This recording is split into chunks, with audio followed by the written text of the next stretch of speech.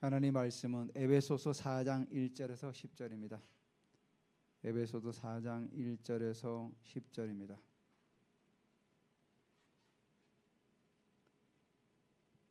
제가 1절, 여러분이 2절 교독합니다.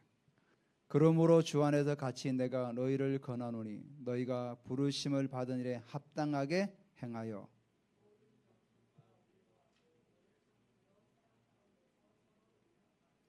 평안에 매는 줄로 하나가 되게 하신 것을 힘써 지켜라.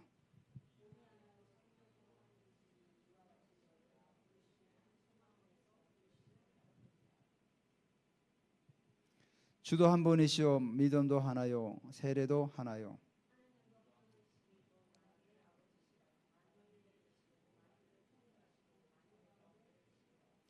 우리 각 사람에게 그리스도의 선물의 분량대로 은혜를 주셨나니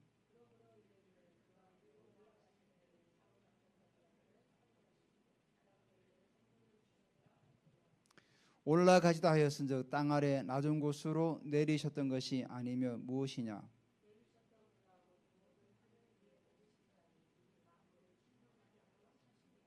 아멘. 자, 우리가 지난번에 우리에게 바울이 에베소 교인들을 이제 기도할 때 제일 먼저 했던 게 뭐냐면 속 사람이 강건해져라 이런 말씀을 선포를 했습니다. 속 사람이 강건해지는 방법은 영광의 풍성함과 성령으로 말미암아 우리 속 사람이 강건해진다 이렇게 말씀하셨습니다. 우리 속 사람이 강건해지기 위해서는 늘 주님의 임재 가운데 살아갈 수밖에 없는 거죠. 지난주에 제가 요한복음을 한 장씩 읽어 나가는데 너무 은혜되더라고. 그때를 상상하면서 이렇게 말씀을 쭉 읽어 나가니까 굉장히 큰 은혜가 되더라고요. 예수님께서 말씀이 육신에서 우리 가운데 거하시고 2장에 가서는 가나 혼인잔치에 물이 포도주 되는 그 역사를 일으키시고 3장에 가서는 니고데모가 밤에 찾아오죠. 그 니고데모에게 말씀을 전하시고 또 4장에 넘어가니까 수가성 여인들 사마리아 수가성 여인에게 복음을 전가하시고 또 이렇게 계속 쭉쭉 내려가 5장에서는 오병이어의 기적을 또 일으키잖아요. 말씀 한 절 한 절을 읽어 나가는데 너무 은혜되고 좋더라고요.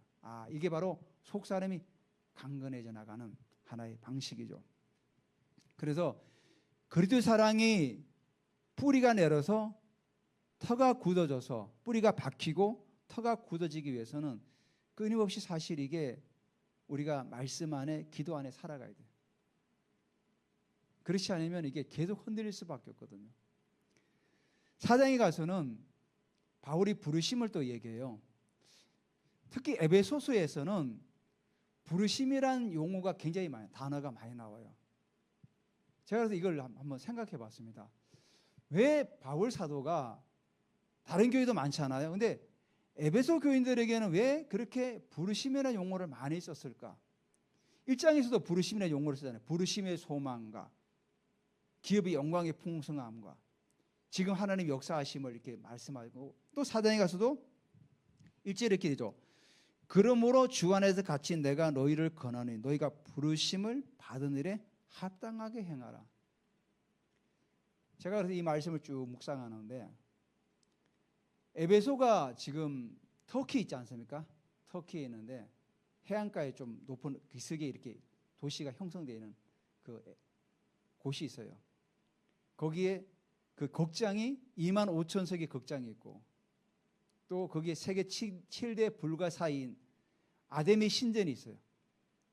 길이가 168m, 폭이 68m래.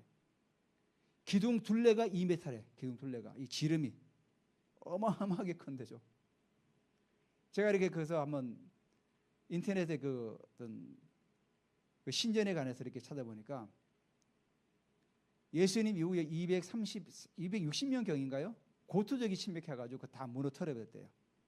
그 에베소에 있는 뭐 그 신전, 도서관 다 무너뜨리고 나중에 313년에 이제 기독교가 공인되잖아요.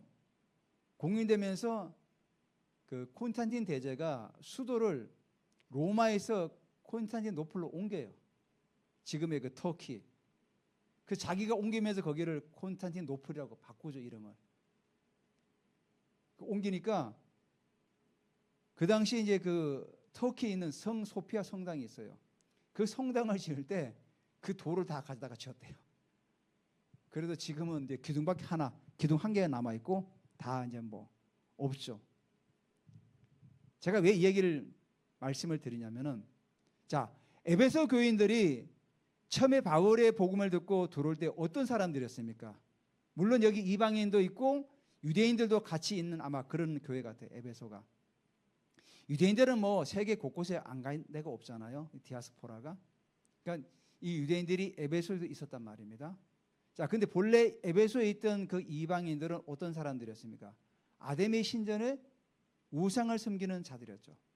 왜냐하면 그 아데미가 에베소 전체 시가 거기가 아데미를 신전직이라고 그래요. 자기들 스스로를. 그만큼 그 우상 앞에 살았던 사람들이에요.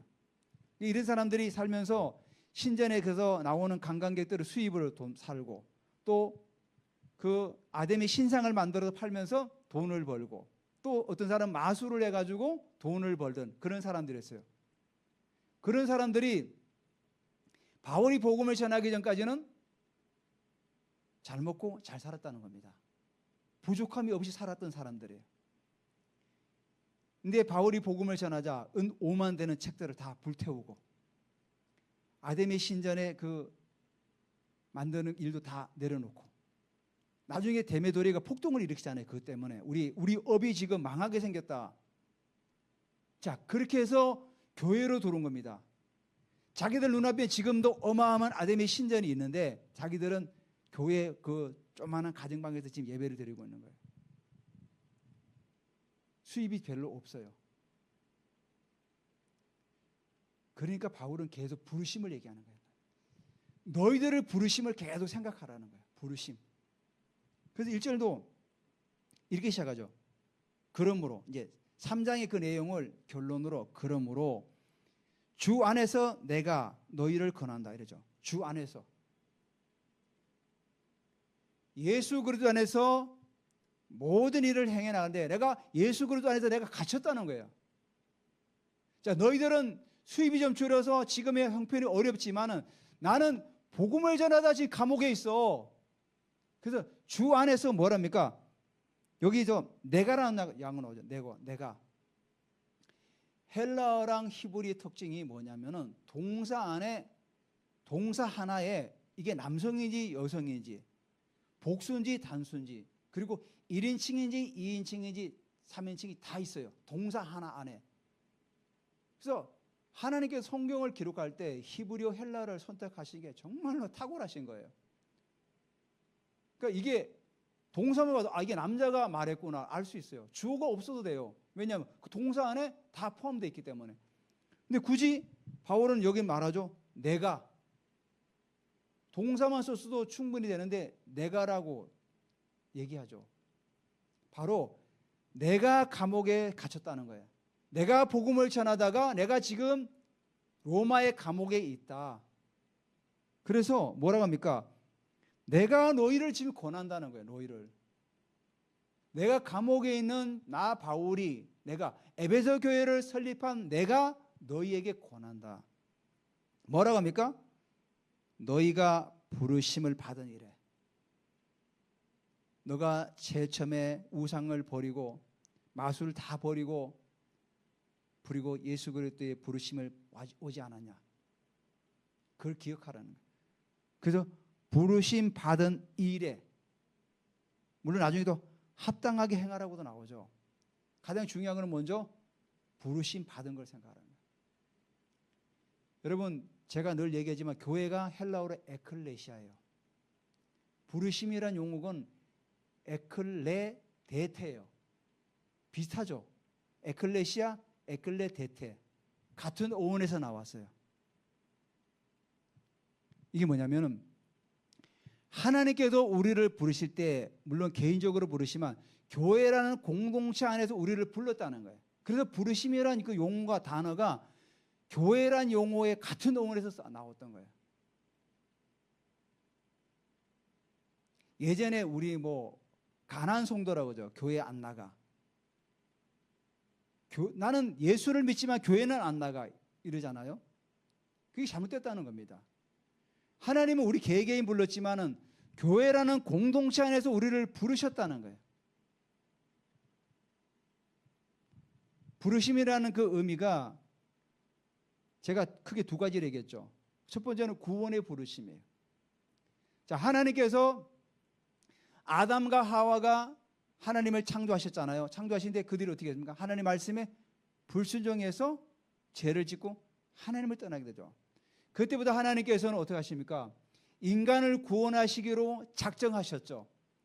작정하신 다음에 하나님은 우리를 선택하셨죠. 예수 그리스도를 통해서. 우리를 선택하셔서 예수 그리스도의 그 피공로로 말미암아 우리를 의롭다 칭하신 거죠. 그 의미가 뭡니까? 우리는 여전히 죄인이지만은 예수 그리스도의 그 의를 우리에게 덧입혀 주신 거죠. 옷을 입혀 주신 거예요. 하얀 세마포로 입혀 주신 거예요. 우리는 더럽지만은 주님의 그 십자가의 보혈로 말미암아 우리를 거룩히 하얗게 의롭다고 칭해 주신 거예요. 의롭다 칭하신 우리를 장차 우리를 영화롭게 우리를 이끌어 가실 거예요. 자, 그런 하나님께서 그런 부르심이 있다는 거예요. 그 부르심이 가운데서 우리를 이 땅 가운데 살아가면서 삶의 부르심이 있다 그랬죠. 우리가 예수 그리스도를 믿음으로 말미암아 의롭게 된 자는 우리가 거룩한 삶을 살아가야 돼요. 거룩한 삶을 살아가는 동시에 우리는 뭐죠? 이 땅을 향한 부르심의 발걸음을 옮겨가야 되는 거죠. 저는 목사로서, 여러분은 직장에서 일터의 사역자로서, 또 나는 교육 영역에서, 산업 영역에서, 경제 영역에서, 정치 영역에서 그 부르심을 살아내는 거예요. 그게 부르심 받은 일이에요. 자, 근데 부르심 받은 일을 지금 바울은 뭐라 그러죠? 합당하게 행하라. 이게 무슨 말입니까? 삶에 적절하게 그거를 행하라는 거예요.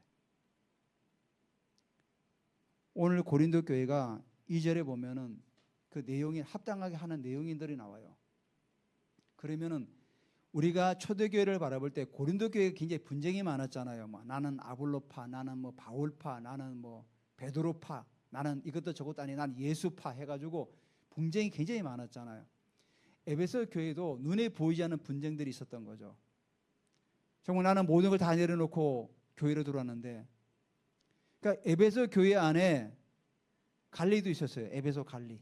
왜냐하면 사도행전에 보면은 그 당시에 바울의 친구 된 사람이 있었어요. 에베소의 갈리로서. 그 사람이 바울들로 그 극장으로 들어가지 말라고 만류해요. 피하라고 그래요. 갈리도 있었어요. 그리고 노예도 있지 않겠습니까? 노예도 있고. 그리고 한때는 잘 나가던 그런 부자들, 아데미 신전을 팔고 마술하던 그 돈을 잘 벌던 사람들도 들어와 있어요. 그리고 유대인들도 있어요.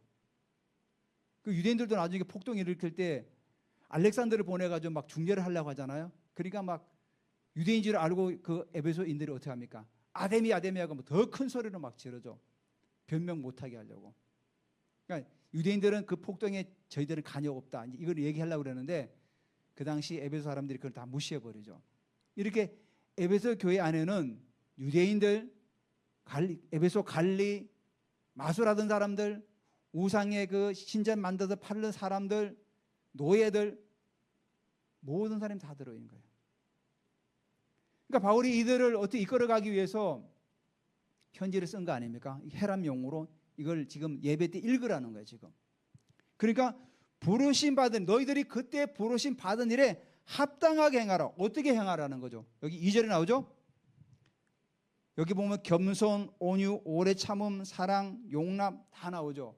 근데 제일 먼저 2절에 뭐라 합니까? 겸손이라는 용어가 나온 다음에 앞에 뭐가 붙었죠? 전치사? 모든. 다른 데는 다 그냥 온유 뭐 이렇게 오래 참음 나왔는데 4장 2절에 겸손은 앞에 모든 걸 붙였어요. 모든 겸손. 모든 겸손. 이게 모든 겸손이 뭐냐면은 예수님께서 십자가에 죽기까지 참으셨잖아요, 사실은. 예수님께서 베드로가 감난산에서 대제사장들이 보낸 종들이 왔잖아요. 칼과 몽치를 들고 왔잖아요. 그때 베드로가 어떻게 했습니까? 제사장 그 집안 사람 말고의 길을 잘라버려요. 그때 예수님께서 뭐라고 말씀하십니까? 칼을 집어넣어라. 내가 지금 부르면은 하늘의 12영 되는 더 군대도 부를 수가 있다. 그러니까 그렇지만 주님은 어떻게 했습니까? 당신이 우리를 위해서 십자가를 지셨죠. 그래서 갈매산의 기도가 굉장히 처절한 기도였죠. 땀방울이 핏방울이 되도록 기도하셨어요. 할 수만 있으면 이 잔을 십자가를 내게서 옮겨달라고 그렇게 간절히 기도했어요. 주님은. 그렇지만 내 뜻대로 마옵시고 주님 뜻대로 아버지 뜻대로 하기를 원합니다. 자, 주님께서는 마지막까지도 제자들의 발을 씻기시면서 겸손을 보이셨다. 그 모든 겸손 봐라. 주님은 이 모든 겸손으로 너희를 사랑하시고 너희를 부르셨다 이겁니다. 그래서 겸손의 모든 걸 써놓은 거죠. 모든 것. 자, 부르심에 합당한 일을 하는 제일 먼저 겸손이다. 잘난 사람도 못난 사람도 다 겸손해라. 교회 안에서는 겸손해라. 그래야 부르심의 이 일을 성취할 수 있다는 거야. 겸손해야만이. 두 번째가 뭐라고 하죠? 온유. 이 온유는 뭐냐면은 약함으로 인해서 오는 그 뭐죠? 약함으로 해서 오는 그 뭐죠? 그 온유가 아니고 강하지만은 내가 강함을 절제하는 온유를 말하는 거예요. 마치 그 항공모함이라든지 큰 배는 없지만은 그 연안을 다니는 연안 여객선들을 보면은 앞에 타이어 달죠. 왜? 옆에도 타이어 붙이고. 그게 뭐죠? 부두 위에 정박할 때 충격을 흡수하는 거죠. 온유가 바로 이런 의미를 가지고 있어요. 원어의 의미가. 내가 강하지만은 강함으로 부딪히는 게 아니라 중간에 스폰지처럼 빨아들이는 거예요. 그래서 이 온유는 내 속에 예수 그리스도로 말미암아 그 믿음 안에 강하지만은 다른 사람들 대할 때는 약함으로 다가가는 거예요. 마치 타이어가 부딪혀가지고 찌그러다 펴졌다 하는 식으로. 그게 바로 온유예요. 온유. 그리고 오래 참음도 오래 참음의 헬라가 뭐냐면은 멀다 하고 뭐 거리가 먼 거 있잖아요. 머는 거하고 분노를 같이 합쳐놓은 단어예요.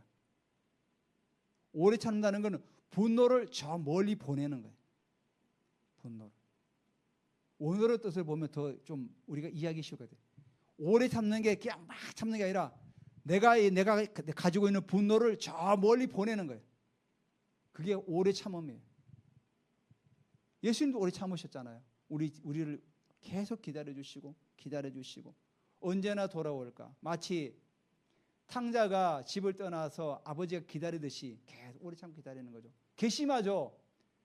아직 아버지가 살아있는데 유산을 달라고 그래가지고 그 유산을 가지고 사업을 해가지고 열심히 일한 것도 아니고 다 탕진하고 돌아왔는데 아버지는 다 참아주죠. 그게 바로 오래 참는 거죠. 분노를 저 멀리 보내는 거예요. 그리고 사랑 가운데서 서로 용납하고. 그러니까 예수 그리스도의 사랑 안에서 서로 용납을 해라. 에베소 교회 안에 지금 여러 각계 계층의 사람 다 몰려 들어와 가지고 서로가 잘났다고 하는데 겸손하고 온유하고 오래 참고 사랑 안에서 서로 용납해라. 용납한다는 것은 그 사람 있는 그대로 받아주는 거예요. 노예면 노예 그대로 받아주고 저 사람이 마술하던 사람인데 야, 얘 옛날에 마술했고 완전히 형편 없었어. 사기치고 그런 애야. 다 받아주라는 거예요. 얘 한때 막 그 아담이 만들어가 팔던 개 아니냐? 우리가 상종이 하면 안 돼. 그러지 말라는 거예요. 그 사람 있는 대로 다 받아주라는 거예요.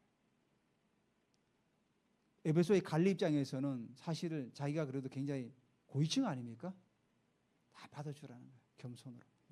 그리스도의 사랑으로 다 받아주라. 그러면서 교회는 평안에 매는 줄로 성령이 하나 된 것을 힘써 지키라. 이게 뭐냐면은 성령이 주신 연합을 지키기 위해 애를 써라는 거예요. 애를 써라. 그러니까 지키라는 의미가 서로가 노력하라는 거예요. 교회는 주님께 주시는 평안에 주는 그 줄로 동요매어서 애쓰고 노력하라는 거예요. 서로가 노력하라는 거예요. 교회는. 교회 안에 나랑 생각이 다르고 나랑 뜻이 다른 사람도 있지 않습니까? 우리가 그거를 다 평안해 주는 멜로 힘쓰고 애써야 되는 거죠. 그러니까 우리가 교회가 커나가기 위해서는 그게 필요하죠. 우리 교회도 그런 아픔이 있잖아요. 평안해 주는 줄로 매지 못하고 흩어져 버렸잖아요.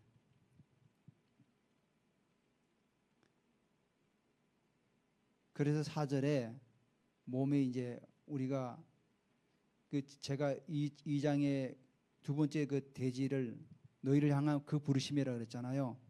여기 45번에 보면은 너희를 부르신 이라고 그래요. 이게 뭐냐면은 첫 도입부는 부르심이 합당하게 행하라. 두 번째는 그 부르신 이가 누군지를 생각하라는 거예요. 두 번째가 뭐죠? 몸이 하나요, 성령도 한 분. 제일 먼저 성령을 먼저 말해. 여기서 성령, 성자, 성부 하나님 다 얘기하는데 우리가 보통은 성부 하나님, 성자 하나님, 성령 하나님 이렇게 차례대로 하잖아요. 근데 여기서는 제일 먼저 성령님을 먼저 내세요.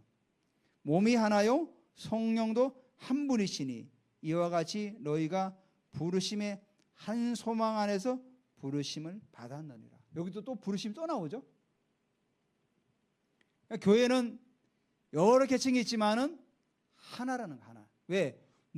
그리스도의 몸이 하나듯이 성령님도 한 분이시다.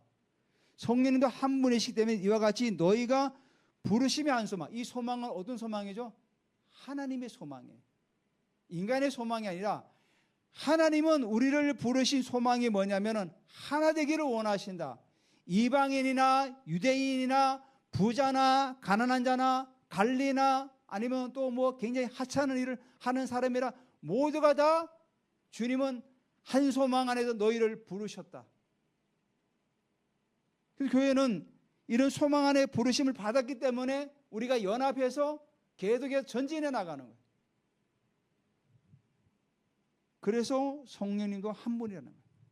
성령 하나님께 너희들을 깨닫게 하지 않았냐. 그분이 너희들 마음에 계셔가지고 깨닫게 하셔서 하나님의 자녀가 되지 않냐. 두 번째는 예수님을 얘기하는 거예요. 주도 한 분이다. 봐. 예수님도 한 분이시고 우리가 믿는 믿음도 예수 그리스도 믿는 믿음이 하나고 세례도 하나다. 예수님의 이름으로 세례를 받잖아요. 우리가요. 이게 다 하나라는 거예요. 그래서 예수님 두 번째가 성자 하나님을 얘기하는 거예요. 성자 하나님도 한 분이요. 우리가 예수 그리스도를 믿는 믿음도 하나요. 예수님을 통해서 세례를 받은 것도 하나다. 계속 하나를 강조하죠. 하나. 그리고 성부 하나님을 얘기하죠. 하나님도 한 분이시니 고 만유의 아버지시라. 만유에 계시고 만유를 통일하시고 만유 가운데 계시다. 마지막에 하나님은 바울이 로마서에 이런 얘기하죠. 주로 말미암아 만물이 주로 말미암고 주로부터 나오고 주로 말미암고 주로 돌아간다 하잖아요. 여기서 이제 만유의 하나님이라는 의미가 하나님 아버지는 우리를 구원하시지만 또 뭐죠? 만유의 아버지, 만유 모든 것의 아버지죠. 하나님 모든 걸 창조하시고 이게 여기 6절의 의미가 뭐냐면은 하나님께서 모든 만물을 창조하시고 지금도 섭리하시고 통치하시고 지배하고 계시죠. 지금도 이 우주 만물을 모든 하나님께서 다 운행하고 계시지 않습니까? 지구를 돌리시고 천체를 다 태양을 중심으로 천체를 돌리시고 지금 그분이 만유에 계신다는 의미가 이 지구를 지금 모든 온 우주를 지금도 주님은 통치하고 계신다는 거죠. 그리고 만유를 통일하시는 의미가 통과하다. 그러니까 주님이 안 계신 데가 없다는 거죠. 우리가 지금 여기 예배드리지만 미국에도 지금 주님은 예배드리는 사람들에게도 지금 거기 계시고 다 계신다는 거죠. 이걸 이제 편재라고 하죠. 신앙 용어로 편재. 그리고 만유 가운데 계시고 이게 무슨 말이죠? 우리 가운데 계시고 오늘 우리 예배드리는 가운데 주님이 임재해 계신다. 이 의미를 말씀하고 있는. 자, 바로 이런 하나님이라는 거예요. 이런 하나님이 우리를 부르시고 우리를 세우셨기 때문에 우리가 부르심에 합당하게 행하라는 거예요. 부르심에 적합하게 삶을 살아가라. 또 쉽게 얘기하면 우리의 하나님의 부르심에 우리의 삶 가운데 적합하게 살아가라. 비록 너희가 예전에 아담의 신전을 만드는 그런 사람이었지만 그 사람들을 만날 때도 부르심이 합당하게 적합하게 내가 그 속에서 살아가라. 사람들은 동료들 만날 거 아닙니까? 예전에 아담의 신전을 같은 동료들을 만나면 어떻게? 요즘 너 뭐해? 나 요즘 교회 다녀. 요즘 벌이 좀 어때? 요즘 난 뭐 이거 안 하니까 다른 일을 하고 있어. 그 삶 가운데서 적합하게 살아가라는 거예요. 여러분, 우리가 1세기 상황을 모르지만은 이들이 교회 생활을 한다는 자체는 경제적으로나 굉장히 힘든 거예요. 업이 많지 않잖아요. 그 관광지에서 돈을 먹고 살아야 되는데 그걸 다 내려놓으니까 뭘 하겠습니까? 막일밖에 없죠. 신전이 부셔지면 고치는 일 하고 이런 거밖에 안 하죠. 또 농사도 져야 되고. 그러니까 예전에 쉽게 돈을 벌다가 이제는 굉장히 힘들게 살아가는 거죠. 그렇지만 그의 삶 가운데 적합하게 살아가라는 거야, 바울은. 왜? 우리 하나님은 만유를 통치하시고 만유에 계셔서 통치하시고 모든 것이 다 계신 하나님이고 우리 안에 계신 하나님이기 때문에 그 하나님을 바라보면서 계속 믿음의 발걸음을 전진해 나가라. 지금 이렇게 말씀하고 있는 거예요. 자, 그 하나님은 우리에게 마지막 단락이 뭐죠? 우리 각 사람에게 그리스도의 선물의 분량대로 은혜를 주셨다. 자, 그분은 우리를 부르신 다음에 그냥 내버려 둔 것이 아니다. 뭐라고 말씀하고 있죠? 각 사람에게 예수 그리스도의 선물의 분량대로 은혜를 주셨다. 다 은사를 주셨다는 거예요. 어떤 사람은 예언하고, 어떤 사람은 병을 치유하는 은사를 주시고, 어떤 사람은 능력을 행하는 은사를 주시고, 어떤 사람은 청소에 잘하는, 봉사하는 일에, 남을 대접하는 일에, 전도하는 일에, 나중에 여기 보면 11절에 사도, 복음 선지자, 복음 전도자, 목사, 교사 이 모든 다 주신 거죠. 고린도전서에는 뭐라고 하죠? 거기 능력 전하고 뭐 치유하고 다 나오잖아요.